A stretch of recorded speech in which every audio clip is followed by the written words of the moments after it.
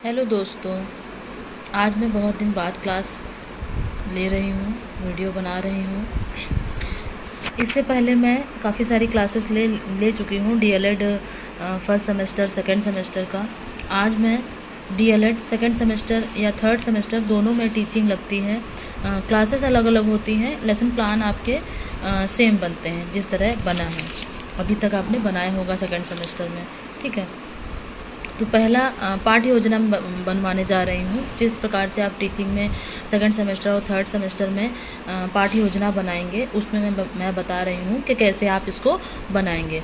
तो सबसे पहले डालेंगे पाठ्य योजना, ठीक है, फिर दिनांक, फिर विषय, कक्षा, चक्र, अवधि। दिनांक में दिनांक, विषय में हिंदी, कक्षा में जो कक्षा आप ले रहे हैं, चक्र मतलब जो पीरियड आप ले रहे हैं, अवधि मतलब 35 मिनट की अवधि होती है क्लास की। ठीक है, चलिए आगे बढ़ने से पहले मैं आपसे एक चीज़ बोलूँगी कि मेरे चैनल को आप सब्सक्राइब कर दीजिए, लाइक कर दीजिए। अगर नए हैं तो प्लीज़ मेरे चैनल को सब्सक्राइब कर लीजिए। अगर आपको अच्छा लगे तो शेयर ज़रूर कर दीजिएगा। ठीक है, चलिए प्रकरण लिखेंगे, 2 वर्णों के मेल से बने शब्द। ठीक है, तो प्रकरण लिखने के बाद सबसे पहले हेडिंग होती है हमारी सामान्य उद्देश्य।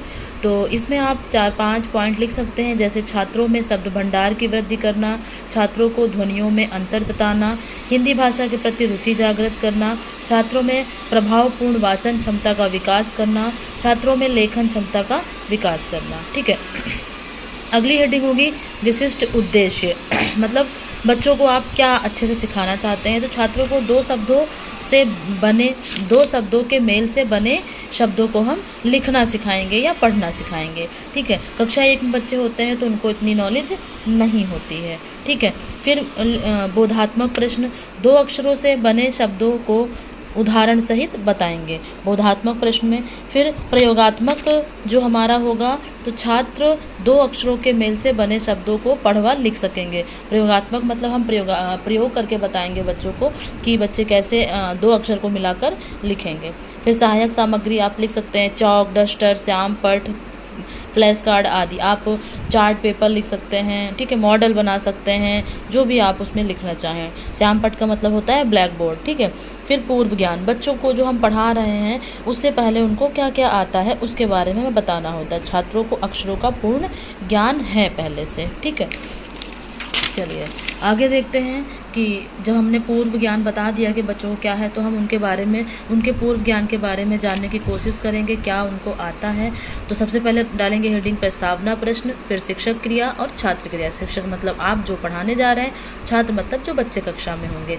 तो सबसे पहला प्रश्न बोलेंगे बच्चों से कि एक अक्षर लिखते हुए, मतलब हम ब्लैक बोर्ड पे श्याम पट पर एक अक्षर लिखेंगे कोई भी, और बच्चों से पूछेंगे ये कौन सा अक्षर है। तो मान लीजिए हमने जा लिखा था, बच्चों ने बताया यह जा अक्षर है, मतलब उनको अक्षरों का ज्ञान है। फिर अगला क्वेश्चन पूछेंगे यह कौन सा अक्षर है, दूसरा अक्षर लिखते हुए पूछेंगे यह कौन सा अक्षर है, तो वो बताएंगे ला।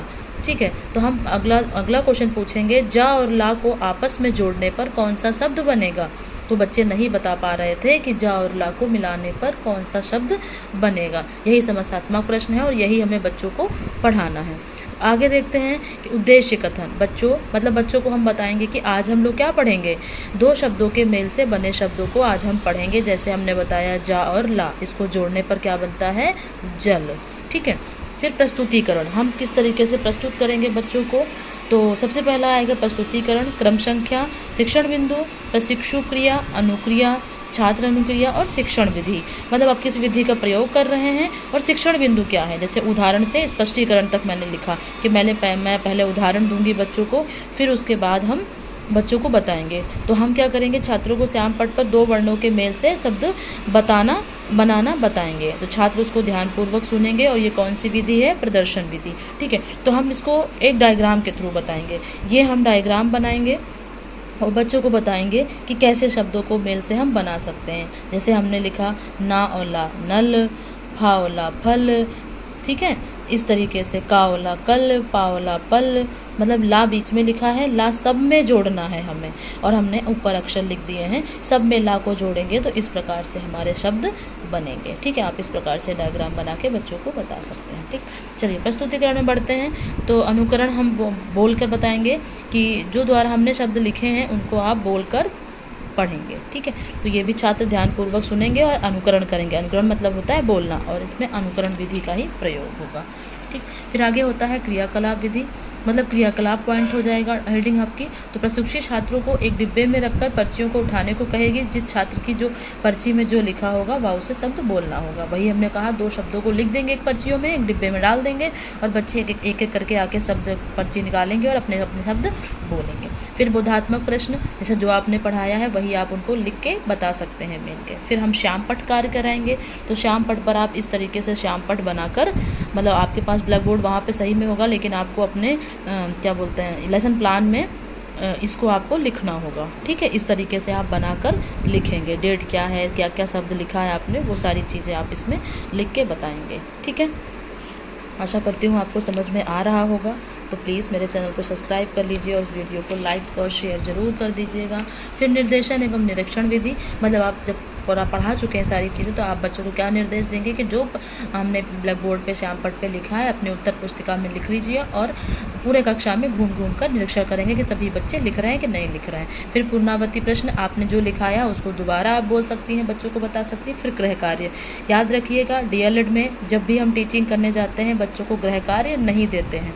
जो हमने पढ़ाया है उसी को पढ़ने के लिए बोल सकते हैं, लिखने के लिए हम नहीं दे सकते हैं उनको कि हाँ उन पे हम बहुत सारा बोझ लाद दें और वो काम करके लेके आएँ। ठीक है, ये इसमें इम्पॉर्टेंट पॉइंट है कि आप बच्चों को लिखने के लिए होमवर्क नहीं दे सकते हैं। ठीक है, तो ये हमारा लेसन प्लान था, पाठ्य योजना पहला।